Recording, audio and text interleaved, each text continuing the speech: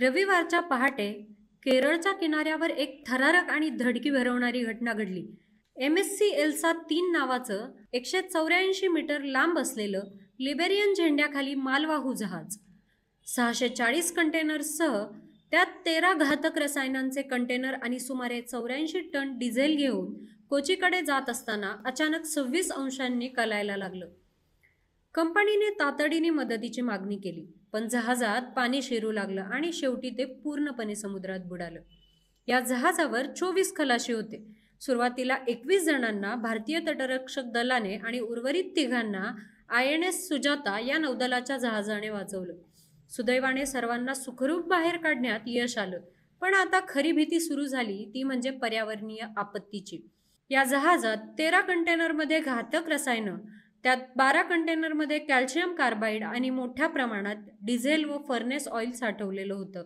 सुमारे 100 कंटेनर समुद्रात पडले आहेत आणि काही किनाऱ्यावर वाहून येण्याची शक्यता आहे. या रसायनांचा आणि इंधनांचा समुद्रात गळती झाल्यास केरळच्या जैवविविधतेने नटलेल्या किनाऱ्यावर आणि पर्यटनावर मोठा धोका निर्माण होऊ शकतो. भारतीय तटरक्षक दल आणि नौसेना यांनी त्वरित बचाव आणि प्रदूषण नियंत्रण मोहीम सुरू केली आहे. तेल गळती आणि रसायनांचा प्रसार रोखण्यासाठी अत्याधुनिक तंत्रज्ञानाचा वापर केला जातोय. सध्या कोणतीही मोठी तेलगळती झाल्याचा अहवाल नाही, पण परिस्थितीवर सतत नजर ठेवली जाते. केरळ सरकारने राज्यभरात आपत्कालीन स्थिती जाहीर केली आहे.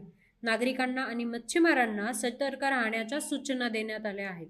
समुद्र किनाऱ्यावर कोणतेही कंटेनर, रसायन किंवा तेलगळती दिसल्यास त्याला हात न लावता त्वरित पोलिसांना किंवा प्रशासनाला कळवावं, असं आवाहन करण्यात आलं आहे.